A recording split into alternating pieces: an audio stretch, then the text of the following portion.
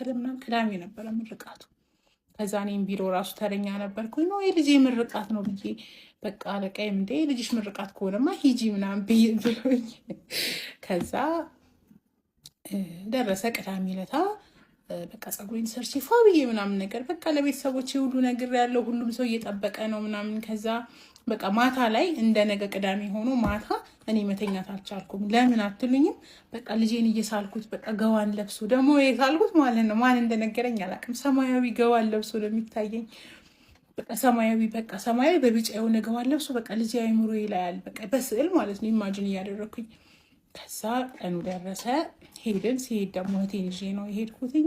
በቃ እኔ እርግጠኛ ነኝ እንደሚመረቅ እርግጠኛ ነኝ። ስንገባ አዳራሽ ውስጥ በቃ አበባ ተሰጠን ምናምን። ከዛ በቃ ሲመረቅ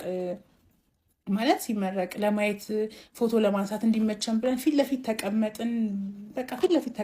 ከዛ ምንድነው የመሰለኝ በቃ ገዋኑን እዛው ነው የሚሰጧቸው ብዬ አሰብኩኝ። ምክንያቱም ስንገባ ደግሞ የሆነ በጠረጴዛ እንደዚህ የሚደረጉ ነገሮች ናም ተደርድረው በቃ እዚህ ነው የሚሰጧቸው ምናምን። ምንም በቃ አልተጠራጠርኩኝም ማለት ነው። ከዛ ፕሮግራሙ እየሄደ መሀል ላይ ተመራቂዎቹ ልጆች አንድ አይነት ልብስ ለብሰው ቢመጡስ? ለካ የኔ ልጅ ከሚመረቁት መካከል አይደለም። ከዛ ፊት ለፊት ነው የተቀመጥነው።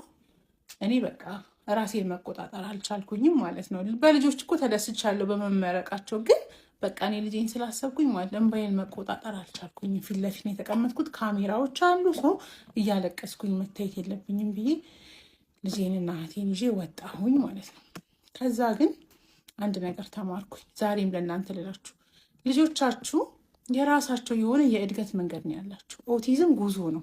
የዛሬ ዓመት የዛሬ 2 ዓመት ጨርሰዋለሁ የምንለው ነገር አይደለም። ልጆቻችንን ከሌሎቹ ጋር ማወዳደር የለብንም። ከትላንታቸው ጋር ነው። ትላንትና ከሚያደርጉት ነገር የተወሰነ ነገር ካሻሻሉ ይሄ በጣም ትልቅ ነገር ነው። በትንንሹ ነገር ማመስገን አለብን። የዛኔ ነው እግዚአብሔር ራሱ ብዙውን ነገር የሚሰጠንና የሚያስቅም ታሪክ።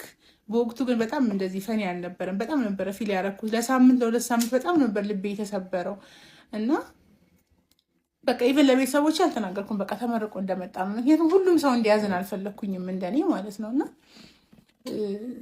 ልጆቻችንን ከትላንታቸው ጋር ነው ማወዳደር ያለብን እንጂ ከሌሎች ልጆች ጋር አይደለም። እኔ በቃ የሌሎች የእሱ እኩዮች ስለተመረቁ ሄደን ስላስመረቅን ቤተሰብ ውስጥም በቃ ሄደን ምርቃት ስለተካፈልን የእሱ እድሜ እኩዮች በቃ እኔም ልጄ ብዬ ጓጉቼ ነው።